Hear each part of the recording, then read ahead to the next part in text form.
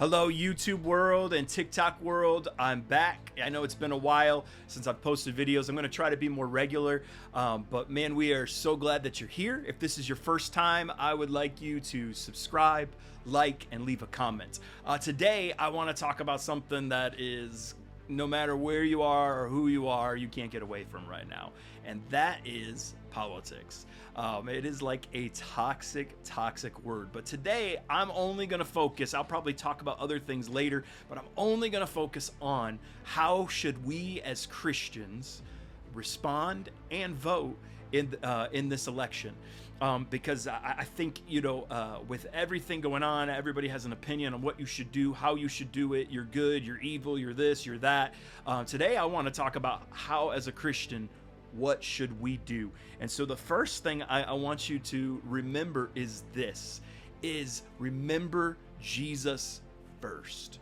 Why is that so important? That's so important today because it's so easy in the red religion and the blue religion to get so caught up in the war that is going on between them, the fights that are going on between them, and they're really good at making you think that if you are not voting their way, then you're somehow evil, or you somehow owe your allegiance to them, you somehow owe your devotion to them.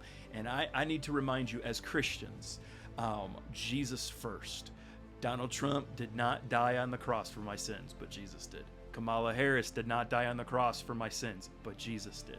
Neither of them deserve my devotion like Jesus. Do I honor them if they become president? Absolutely. That's what the Bible says. Do I respect the office? Absolutely. But I'm not owned by a Republican Party. I'm not owned by a Democratic Party. And so I have Jesus first, and I want to encourage you, Jesus first in your life. And it'll change the way you look at the whole political system, and it'll change the way you look at how you respond to some of these crazy things happening, in the toxicity of it all. And so I just want to encourage you, Jesus first. Second, as you get ready to vote, pray for wisdom.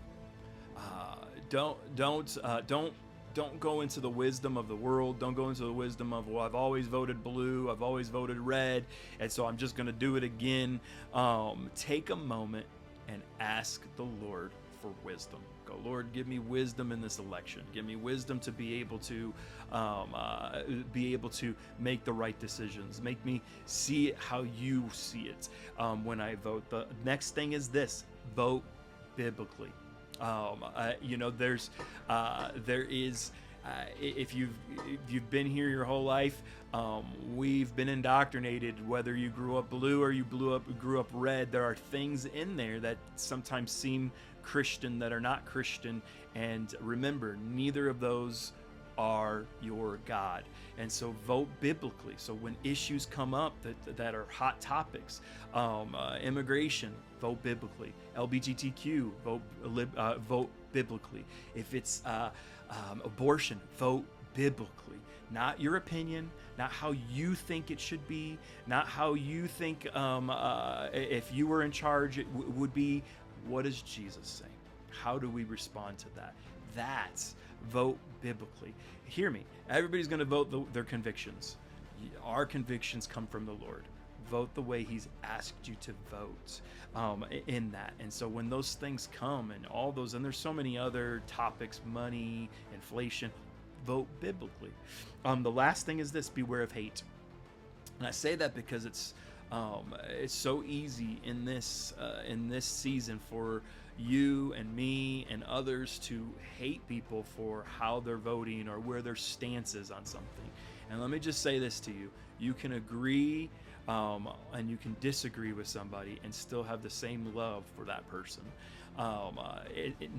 Biblically, we are to be different. That means if someone comes against you because you voted blue or you voted red, and they're like, well, you voted red, that means you hate you hate these people, you hate women, or you hate homosexuals. You know what? Turn the other cheek and be who Christ has called you to be, and love people in spite of what they bring towards you. If you vote blue and people come against you and say you're not a real Christian, or you're this or you're that, again, turn the other cheek and continue to be who Jesus has created you to be. I always look at it this way. If somebody says something on either side that riles me up to be angry at that person and want to hate that person and not pray for that person, I need to take a moment and pray and ask God to give me a heart for that person. And so that could be Donald Trump, that could be Kamala Harris. Maybe the image of one of those two figures puts hate in your heart. That's a you problem, not a somebody else problem. That's a you problem that you have to go before Jesus and say, Jesus, help me not hate Kamala, help me not hate Donald Trump, and pray through that, because we're not called to hate people. We're called to love people. You can disagree with them. Hear me. Disagreement doesn't mean hate towards them. Wanting to vote your conviction doesn't mean you hate somebody. But as Christians, we need to be aware of hate in our heart, and we need to be okay that someone might hate you for how you vote. You just keep going. You just keep loving Jesus. And so I hope this was helpful for you. Jesus first. Love you. Hope to see you soon.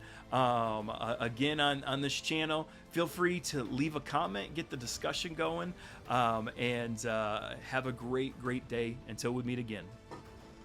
Testing 1 2 3. Testing 1 2 3. Number 2, welcome YouTube world and TikTok world to my podcast. No, YouTube channel. Hello, you. Oh.